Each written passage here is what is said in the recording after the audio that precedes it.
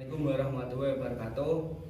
Kami akan mempresentasikan hasil kelompok kami yang disusun oleh Makfiratul Aini, Muhammad Akram Kasani, Ibnu Ubaidillah Fa'atori, dan Junita Isnarifah.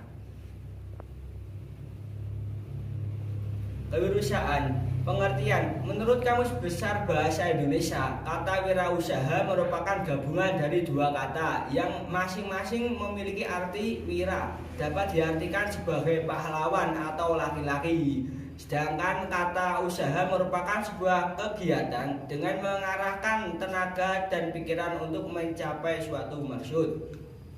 Pengertian kewirausahaan adalah suatu usaha untuk menentukan, mengembangkan, kemudian menggabungkan inovasi, kesempatan, dan cara yang lebih baik agar memiliki nilai yang lebih dalam kehidupan.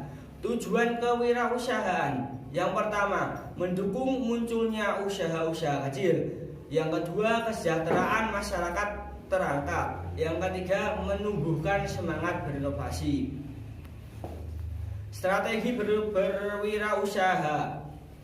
Strategi kewirausahaan dibagi menjadi beberapa strategi, yaitu yang pertama, strategi bagi pemimpin pasar, marketing leader. Yang kedua, strategi bagi bukan pemimpin pasar. Yang ketiga, strategi yang lain.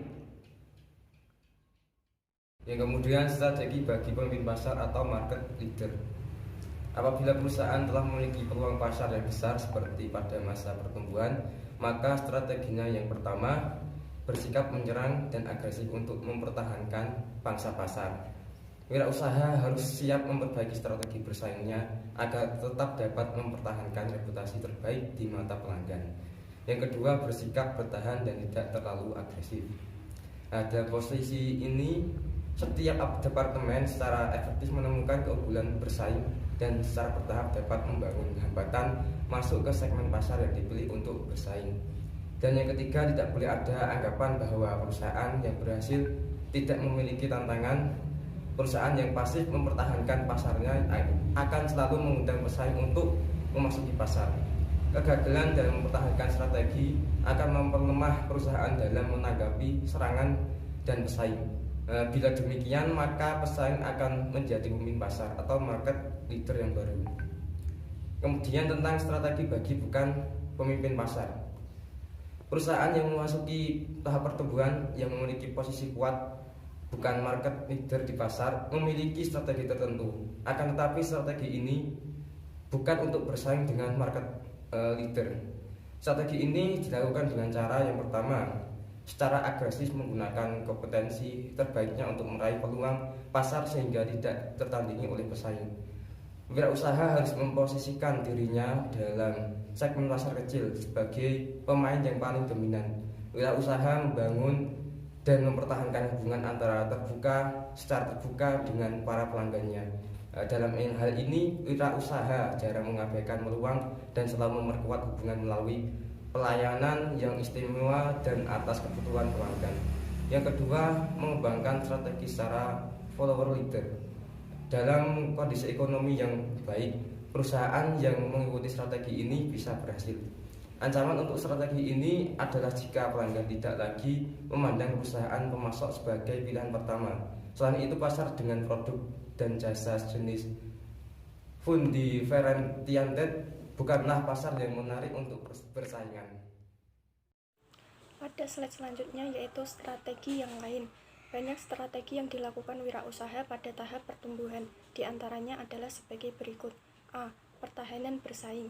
Agar tetap dapat bersaing, maka pengembangan produk dan perluasan pelayanan perusahaan harus selalu dinamis dan memposisikan perusahaan dalam keadaan kritis. Perusahaan harus selalu inovatif dan memperbaiki keberhasilannya di masa lalu atau memperbaiki produk yang pertama kali dihasilkannya, sebab jika tidak akan ditinggalkan oleh pasar. B. Mencoba untuk produk yang menjadi pemukul besar atau big hitter dan tidak berkonsentrasi pada perbaikan keberhasilan produk yang sudah ada. Keberhasilan perusahaan seperti 3M, main material market, tetap mendominasi posisi pasar melalui pengenalan produk baru secara berkesinambungan. C. mengambil langkah positif dan proaktif untuk menguasai manajer kunci dan ahli teknik profesional yang selalu diikutsertakan dalam pembentukan keberhasilan perusahaan. Sangatlah tidak mudah untuk menempatkan kendali kemampuan individual yang cakap. Oleh sebab itu, kehilangan seseorang yang cakap dan dianggap kunci dapat menghancurkan keunggulan perusahaan dalam Untuk slide selanjutnya yaitu tentang cerita wirausahawan yang sukses, yaitu Gibran Rakabuming Raka. Ia adalah seorang putra sulung Presiden RI Joko Widodo sekaligus seorang wirausahawan yang sukses dengan bisnis kulinernya. Gibran memulai usaha setelah lulus kuliah University of Technology in Perth, Australia tahun 2010. Pada tahun ini, Gibran memulai usaha dengan mendirikan catering Cili Pari karena menurutnya untuk melengkapi konsumsi dari gedung yang dimiliki ayahnya, yaitu gedung Graha Sahabuana. Dirinya dalam mendirikan usaha sangat terlihat pada diri Gibran. Banyak hambatan dan kendala ketika memulai usaha, yaitu dalam masalah modal. Modal yang ia gunakan adalah berasal dari pinjaman dari bank swasta kecil dengan bunga yang besar. Kendala yang kedua yaitu banyak makanan yang ditolak, sehingga banyak makanan yang terpaksa dimakan sendiri bahkan sampai dibuang. Akhirnya ia mulai melakukan strategi baru agar usahanya dapat bersaing dan dikenal oleh banyak orang. Sebagai pendatang baru, ia aktif menjaring konsumen, menyebar sendiri brosur di sejumlah event, mengirim masakan Cili Pari ke sejumlah perkantoran untuk tes food dan lain sebagainya. Cili Pari mulai dikenal dan dipercaya masyarakat sejak mendapat pesanan dari bank di Solo yang menggelar rapat dengan memesan makanan lebih dari 100 paket. Cili Pari kini sudah menempati kantor sendiri di wilayah Solo dan sudah menyebar hingga wilayah Jawa Tengah dan Jawa Timur. Untuk usaha yang kedua dengan menggandeng teman sebagai mitra bisnis, yaitu Markobar yang menjual martabak dengan berbagai topping. Dalam partner ini, Gibran bertugas menggarap pemasaran dan mitra bertanggung jawab pada bagian produksi dan dapur. Saat ini, Markobar sudah memiliki 5 gerai, yaitu di Solo dan tersebar di Yogyakarta, Semarang, dan Jakarta.